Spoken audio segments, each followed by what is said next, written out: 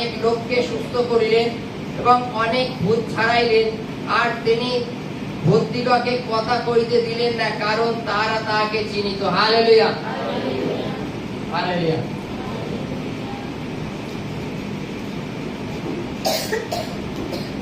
কাউকে চেনার ক্ষমতা দেয়, কাউকে বোঝার ক্ষমতা দেয়। Hallelujah, hallelujah. সেন্সার, সেন্সার বুঝি আমরা।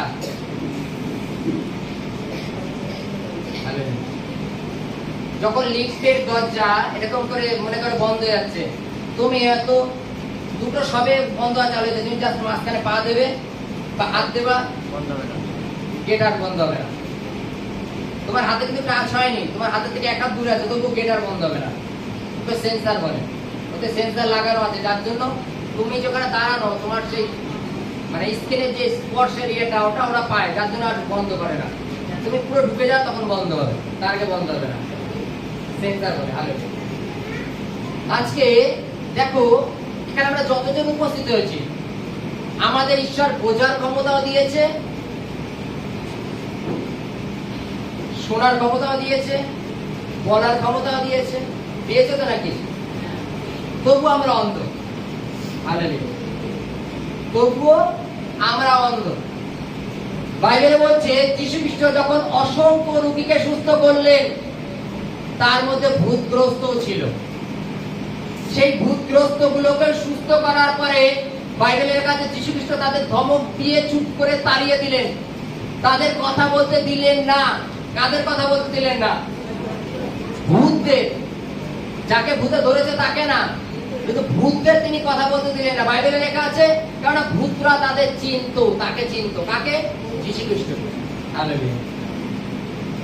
ভূতরা চিনতো যে ইনি ঈশ্বরের পরাৎপরের পুত্র, যে জগতের পাপ ভার বহন করতে এসেছেন।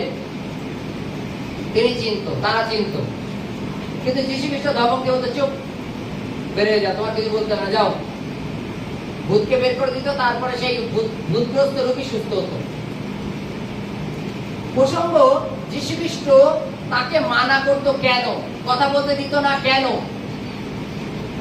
কথা বলতে না দেওয়ার কারণ হচ্ছে এটা যে শয়তান তারা প্রকৃতভাবে চেনে ঈশ্বরকে, এবং ওখানে যতজন উপস্থিত আছে, উপস্থিত লোক, তারা তিনি হাজার হাজার লোককে সুস্থ করছেন সমস্ত গ্রামে।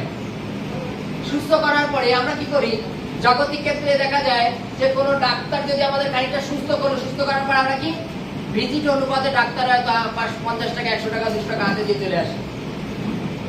হালেলুয়া। কিন্তু যীশু খ্রিস্ট অলৌকিক ভাবে সুস্থ করছিলেন, তবুও জগতের লোকের চোখ খুলছিল না যে এই ব্যক্তি কি করে এইরূপ সুস্থ করে। ইনি কে আদৌ? ইনি আদৌ কে যে এইভাবে সুস্থ করছেন, এই অলৌকিক ভাবে? Hallelujah, hallelujah. আজকে এটা কি ভাবছেন যে আপনাদের পর্যন্ত এই যে সুসমাচার পৌঁছাচ্ছে, এটাও কি একটা অলৌকিক ভাবে পৌঁছাচ্ছে না? এই সুসমাচার সম্বন্ধে আপনারা কতদূর জানতেন? আমরা কতদূর জানতাম? হালেলুয়া। আমরা জানতাম এই বাইবেলের নিগুড় তত্ত্ব? আমরা কে জানতাম? কেউ জানতাম না। কিন্তু ঈশ্বর আমাদের বুদ্ধির দরজা খুলে দিয়েছে, আমরা বাইবেলের নিগুড় তত্ত্বকে বুঝতে পারছি। এটাও কি একটা অলৌকিক বিষয় নয়? Hallelujah, hallelujah. এটাও কি অলৌকিক বিষয় নয়? বাইবেলের কাছে শয়তানরা চিনতো, যদি যীশু খ্রিস্ট তাদের বলতে দিত, তারা হয়তো জম করে হাঁটু ধরে বসে বলতো, হে পরাৎপরের পুত্র, তুমি আমাকে মেরো না, আমাকে নরকে ফেলো না, আমি জানি তুমি ঈশ্বরের পুত্র, ঈশ্বর তোমাকে পাঠিয়েছে এই কারণের জন্য, এই কারণের জন্য, অনেক কিছু বলতে থাকতো। কিন্তু যীশু খ্রিস্টের বক্তব্য, যারা আমাকে দেখছে সুস্থ করতে, যারা আমাকে দেখছে অলৌকিক কাজ করতে, তারা নিজেরা বুঝুক আমি কে। হালেলুয়া। তারা নিজেরা বুঝুক, তাদের যদি সেন্স থাকে, হালেলুয়া, তাদের যদি জ্ঞান থাকে, তারা বুঝুক যে আমি কে। হালেলুয়া। যেখানে সুস্থ করতে গেলে ওষুধ, বা আগেকার দিনে হয়তো ওষুধ ছিল না, বিভিন্ন জড়িবুটি ছিল, বিভিন্ন আয়ুর্বেদিক গাছপালার বেটে বেটে জারি লাগাতো, কিন্তু যীশু খ্রিস্ট সেগুলো কিছুই করতেন না। যীশু খ্রিস্ট আসার আগে যদি কারোর মনে করো পায়ে মচকা লাগলো, মনে করো কেউ হ্যান্ডিক্যাপ, তাকে কোনো ওঝা বৈদ্যের বাড়ি নিয়ে গেলে তিনি কোনো গাছের পাতা থেতো করে তার পায়ে বেঁধে দিয়ে, জাপ বেঁধে দিয়ে, চটা বেঁধে দিয়ে রাখতো। বলতো 2 মাস পরে তুলে দেবো, 2 মাস পরে হয়তো বলতো। কিন্তু যীশু খ্রিস্টের কাছে যখন কোনো হ্যান্ডিক্যাপ, কোনো ল্যাংড়া যখন আসলো, যীশু খ্রিস্ট তাকে বাক্য দিয়ে তাকে সুস্থ করে দিলেন ওই মুহূর্তে। যারা ওখানে উপস্থিত আছে তাদের কি এটা বুদ্ধি হওয়া উচিত নয় যে যখন আমরা একটা কবিরাজ বাড়ি যাই সেখানে 2 মাস ধরে একটা চাপ বেঁধে রেখে দেয়, আর ইনি বাক্য দ্বারা একে সুস্থ করে দিলেন, তাহলে ইনি কে? Hallelujah, hallelujah.